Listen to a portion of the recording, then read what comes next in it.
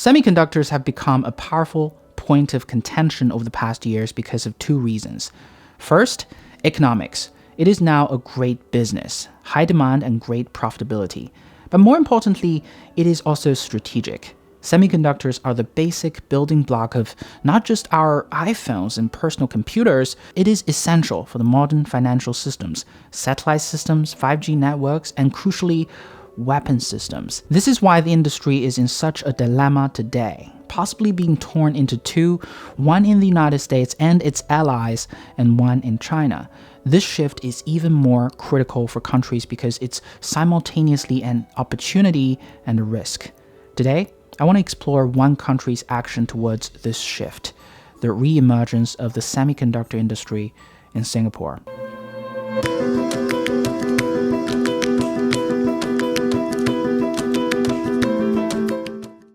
This is the most recent McKinsey analysis ranking corporate profits by industry. As you can see, tech firms and software companies remain top of the list, making the most profits along with pharmaceutical companies. But what genuinely surprised me is the industry that is number one on the list, semiconductors. McKinsey calls it the Great Acceleration. The best industries are getting better and the worst are getting worse. And it is clear that our world is accelerating towards semiconductors and tech hardware, and it is shifting away from energy and utilities. To an individual, knowing this may be the difference in choosing college degrees, but to a country like Singapore, it meant survival and whether or not Singapore could remain the most productive city. Now, you may be puzzled as to why Singapore is still in manufacturing in the first place. Since Singapore is such a rich and small country, people don't necessarily associate Singapore with manufacturing works. The short answer is Singapore needs manufacturing to support its 3 million workforce. In fact, manufacturing takes over 20% of Singapore's GDP. But the more fundamental reason is that for a country, manufacturing is strategic for stability. In hard times, services jobs may go away. Manufacturing jobs are here to stay. It is the cornerstone of Singapore's high level of employment. But this also means that Singapore must attract the best manufacturing jobs that pays well. Looking at the trend, semiconductors have the best potential. So, how did semiconductors start in Singapore? Before the idea of entrepreneurship was popularized over the past decades by the story of Google and Amazon, there were four major disruptors on the world stage, competing at a national level. These were the four Asian tigers, including Singapore, Taiwan, South Korea, and Hong Kong. Each had its unique advantages, but all of them fulfilling the same demand from the post-World War II Western Bloc, the need for cheap, disciplined and skilled labor, and an alternative to the rise of Japan. At that time, the world was divided into two camps, the USSR-led Communist Bloc and the US-led Western Bloc. Unless you are in the Communist Bloc in Eastern Europe, most economic demand, if not all, came from the United States. Therefore, for the four Asian tigers, producing and selling products to the United States was the only path to prosperity. When Singapore started in the 60s and 70s as an island nation with a majority Chinese, not only did it lack any resources to sell, it was surrounded by Muslim nations who are not exactly friendly to Singapore. Therefore, it was Singapore's job to tackle this impossible adversity and make herself relevant for the demand from the United States rather than its immediate neighbors. By attracting MNCs to set up shop in Singapore, including some of the biggest electronics companies and oil companies, Singapore quickly industrialized and became a core node to the world's trade and finance. Thank God for its location at the busiest sea route in the middle of the Malacca Strait. To make herself relevant, in 1961, Singapore's Economic Development Board was set up to attract foreign investors into Singapore.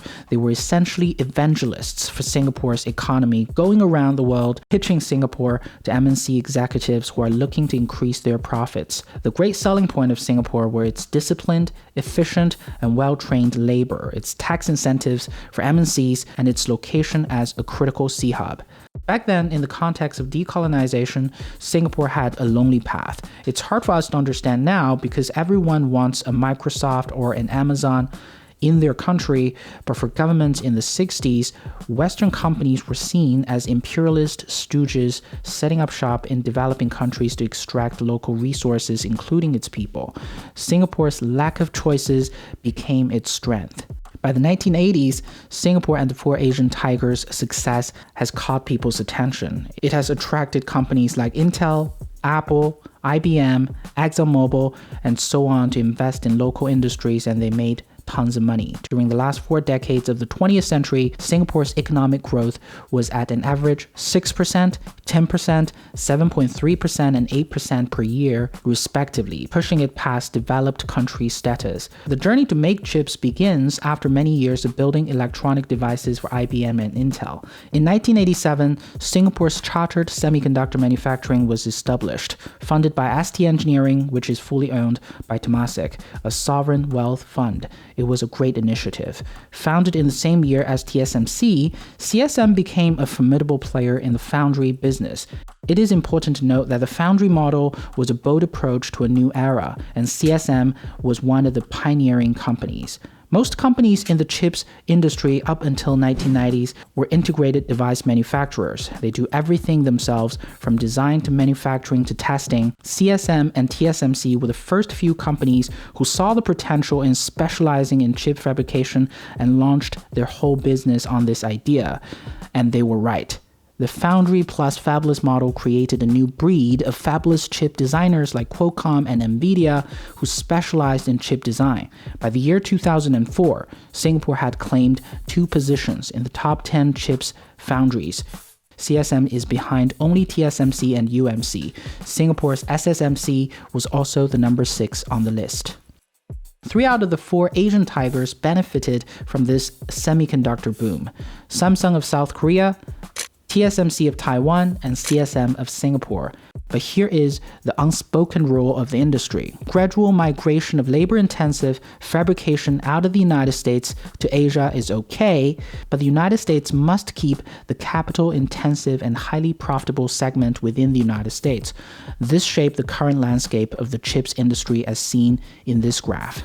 The United States dominates the high-profit, capital-intensive design segment of the semiconductor supply chain, and the 4 Asian tigers were to focus on the labor-intensive fabrication segment. It was clever design from the United States side. The United States invented the semiconductor industry, and the US companies therefore shall benefit most from the industry. The EDA tools and IPs needed for chip design and equipment needed for fabrication are mostly made in the United States. The most powerful chip designers like Qualcomm, Apple, NVIDIA, AMD, and Intel, you name it, all of them are based in the United States as well, but only if it is that simple. The miscalculation of the United States companies was that they didn't expect how important fabrication was going to be in the semiconductor industry. It turns out, as chips got smaller, designing the chip isn't the hardest part. Fabrication is. Huawei of China, through R&D, is now able to design chips that rival Apple, but it will take another 5 years for any Chinese company to catch up with TSMC in cutting-edge 5nm chip fabrication. This is why everyone is talking about choke points in the semiconductor industry nowadays. Fabless designers aren't the choke points, fabrication plants are. This led to Vice President Kamala Harris' speech in Singapore a while ago. She said to a group of executives in Singapore that securing a semiconductor and overall electronic supply chain has become a national priority for the United States. She was referring to American National Champions manufacturing plant in Singapore, Global Foundries, and Micron. As Singapore plays a more critical role in the United States' national security for chips production, Singapore will be a more important node in the semiconductor supply chain going forward. Getting a little bit more technical, Global Foundries Singapore is focused on products with 40nm node and above, and Micron's products in Singapore are from 20nm and above, focused on memory products. Why does Global Foundries and Micron's plants in Singapore matter? Geopolitics. The United States holds many advantage over the Chinese, and the US is anxious about Taiwan's dominance over the cutting-edge, less than 7nm nodes. Unlike other regions in the United States semiconductor supply chain, the United States does not have a military presence in Taiwan. On top of that, China sees Taiwan as its renegade province. This will not mean a migration of Taiwan's semiconductor business to Singapore, of course, I'm not suggesting that, but this will mean more volatility in the business and more American semiconductor investment outside of Taiwan. Further, our current focus on cutting-edge chips with more and more transistors per processor is fueled by smartphones, and the future of chips isn't just about smartphones. It's about EVs, 5G equipment, cloud applications, and etc. These applications are not constrained by the size of chips. Global Foundries 40nm and above node sizes can excel here, especially if all companies in the United States EV supply chain are demanded to buy chips from the United States suppliers. TSMC may be the best at cutting-edge semiconductor of less than 7nm, it's not dominant in other node specifications.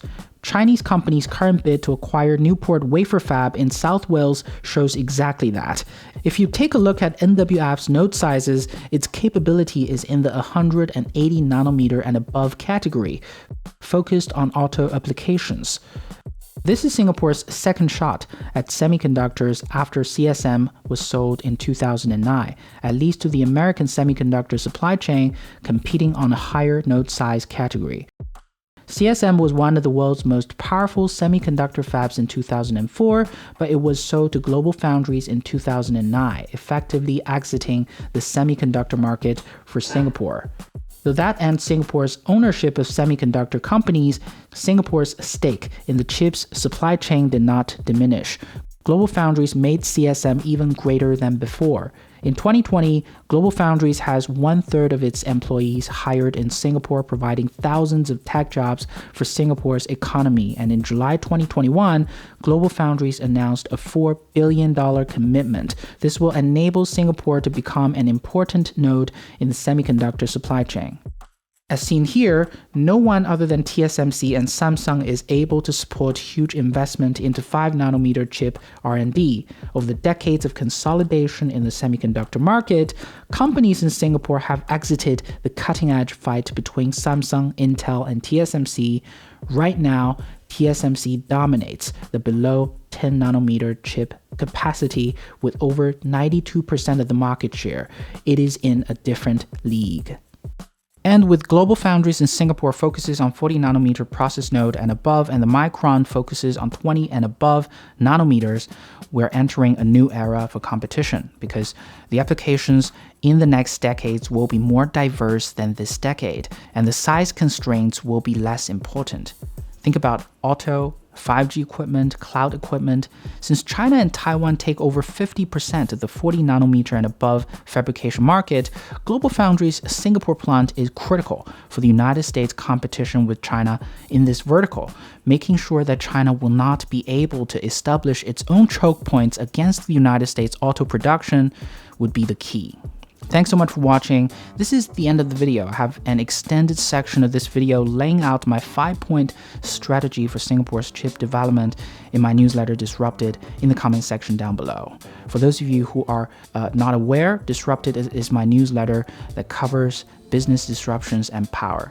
The link is down below in the comment section.